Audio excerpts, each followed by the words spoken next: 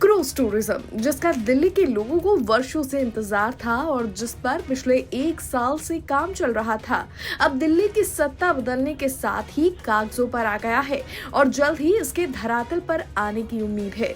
इसके लिए प्रस्ताव बनाया गया, मंजूरी दी गई और मंगलवार को इस परियोजना को लेकर दिल्ली और केंद्र सरकार के विभागों के बीच MOU पर हस्ताक्षर भी हुए।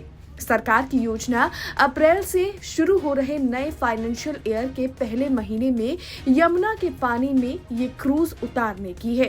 केंद्रीय बंदरगाह, शिपिंग और वाटरवेज मंत्री सर्बानंद सोनोवाल ने इस योजना के लिए हर संभव मदद देने का आश्वासन भी दिया है। बता दें कि सोनिया विहार से जगतपुर शनि मंदिर तक यमुना नदी में क्रूज चलाने का रास्ता साफ हो गया है।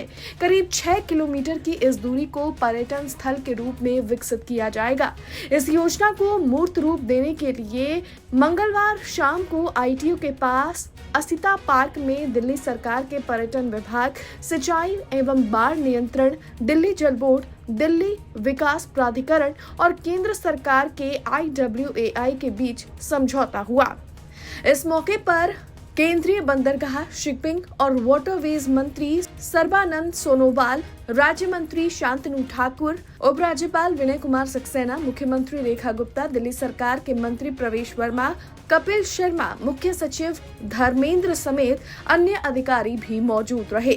इस मौके पर दिल्ली के राज्यपाल विनय कुमार सक्सेना ने कहा कि यमुना को सालों तक एक नाले के रूप में देखा जाता रहा, लेकिन अब ये सोच बदलेगी। उन्होंने कहा कि अगर ये MOU 1 साल पहले हुआ होता तो आज ये सेवा शुरू हो गई होती। दिल्ली में प्रदूषण का हाल कैसा है ये किसी से छुपा नहीं है, लेकिन यमुना में जीरो इमिशन और नॉन पोल्यूटिंग ट्रांसपोर्ट सिस्टम के लिए हमने सोलर और इलेक्ट्रिक हाइब्रिड क्रूज बोट्स को चलाने का फैसला किया है। यमुना मैया की स्वच्छता और संरक्षण केवल सरकार का दायित्व नहीं है, बल्कि हम सभी की सामूहिक जिम्मेदारी भी है। यह परियोजना जन भागीदारी का एक प्रतीक बनेगी, जिसमें लोकल बिजनेस, रोजगार और पर्यटन को भी बढ़ावा मिलेगा। मैं आपको बताना चाहूँगा कि जेटीज़ बनाई जा रही हैं, चार्जिंग स्टेशंस को बनाया जाएगा और अन्य सुविधाएं भी यहाँ पर विकसित की जाएंगी। और जो उसका जो किनारा है जहाँ पर जेटी बनाई जाएगी, उसको DDA बहुत खूबी से उसको बनाएगा, जिससे कि वहाँ आने वाले हर पैसेंजर को जो एक बेसिक सुविधाएं हैं वो प्रदान की जा सकें।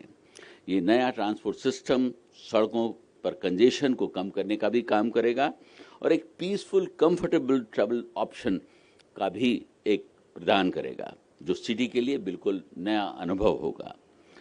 ये पहल तेजी से भागती दिल्ली में रिवर ट्रांसपोर्ट और मेट्रो, सड़क तथा अन्य ट्रांसपोर्ट सिस्टम के साथ साथ सीमलेसली इंटीग्रेट करने की भी एक दिशा में बहुत बड़ा कदम है।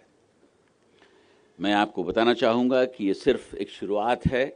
आने वाले समय में इसमें और विस्तार होगा, जिस पर काम चल रहा है।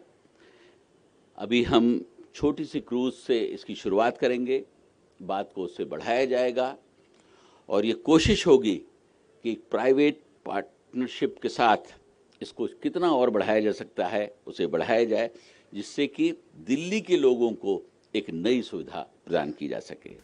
इस अवसर पर मुख्यमंत्री रेखा गुप्ता ने कहा कि आज यमुना के पास पार्क और यमुना नदी में फेरी और क्रूज की सुविधा दिल्ली में पर्यटन के लिए एक नया आयाम साबित होगी। बिल्कुल बहुत बड़ा कदम है। दिल्ली की विकास में अगला एक आयाम जुड़ा है।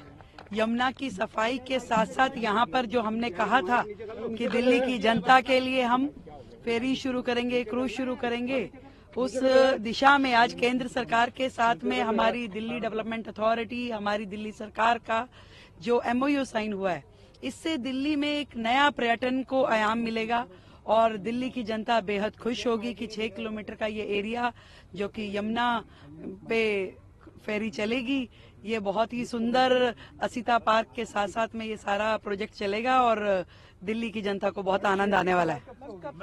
बहुत जल्द आज MOU साइन हुआ है और बहुत जल्द आपको फेरी भी दिखाई देगी।